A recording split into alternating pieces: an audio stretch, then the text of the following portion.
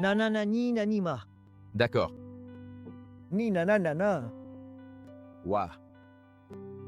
Place, j'ai une question. Ouais.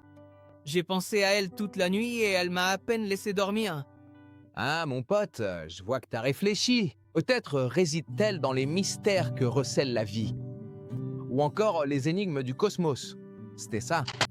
Non, en fait, on se demandait pourquoi t'es toujours célibataire à ce stade de ta vie. Il doit bien y avoir quelques femmes là-dehors qui aiment les expériences extrêmes, comme toi. Oui, sûrement. Il y a eu une certaine femme, mais une femme vraiment très grande. Il y a eu une femme incroyable, merveilleuse. Une femme qui adorait vraiment les sensations fortes.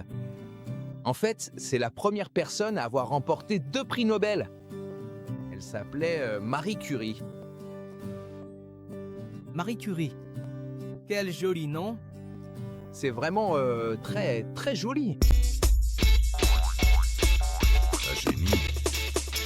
Celle-là, c'est Marie Curie. Et celui-là, c'est un scientifique français nommé Pierre. C'est son mari? Oui, même s'ils ne le savaient pas encore. Plus tard, après s'être mariés, ils ont créé leur propre laboratoire scientifique. Waouh, merveilleux. Quand ils ont commencé à étudier la radioactivité, ils ont conclu qu'il devait exister d'autres éléments radioactifs, en plus de l'uranium.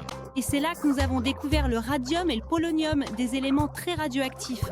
Marie, t'es une fan très courageuse, hein? Qu'est-ce qu'on te disait à l'époque quand on voyait que tu faisais tout ça? À cette époque, il n'était pas courant qu'une femme fasse ce genre de choses. Je pense qu'ils ont été surpris.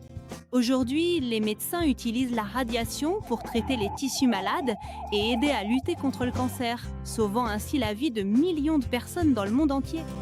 Tu vois, mon garçon, quand tu crois vraiment ce que tu veux faire, rien ne peut t'arrêter. Et il n'y a pas de meilleure façon de savoir ce qu'on veut être qu'en faisant. Alors, les amis, au travail, il y a encore plein de mystères à résoudre.